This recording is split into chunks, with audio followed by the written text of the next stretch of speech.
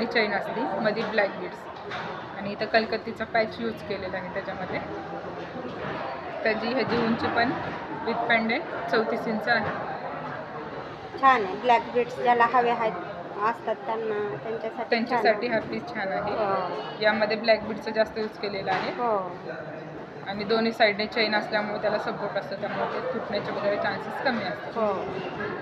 आणि जर कोणाला काळी मणी कमी असतील, काळी मणी कमी हवे, गोल्ड जास्त हवे, प्लस ब्रॉडनेस हवा आहे, तर त्यांना हे असं पट्टीमध्ये मंगळसूत्र येतं विथ पेंडंट. हे कलकत्ती पेंडंट आहे. त्याचं डिझाईन पण छान आहे, एकदम छान.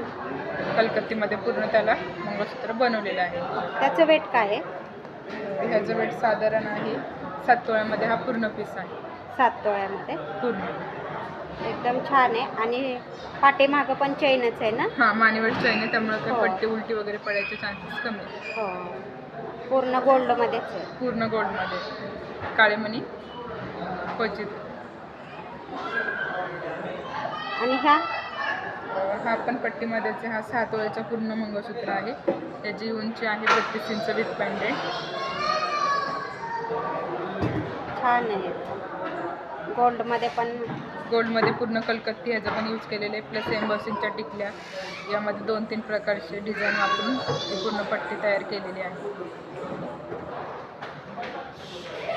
ज्यांना पट्टी पॅटर्न हवंय त्यांच्यासाठी पट्टी आणि ब्रॉड ज्यांना हवंय, काळे ब्लॅक बीड्स खूप कमी हवे, त्यांना हे डिझाईन छान आहे. डिझाईन पाहू शकताय आपण, एकदम छान डिझाईन आहे. तर पट्टे पॅटर्नमध्ये पण लग्न सराई आता चालू होणार आहे ना, तर त्याच्यासाठी नवीन कलेक्शन आलेलं आहे. हो, नक्की एकदा शॉपला व्हिजिट करा.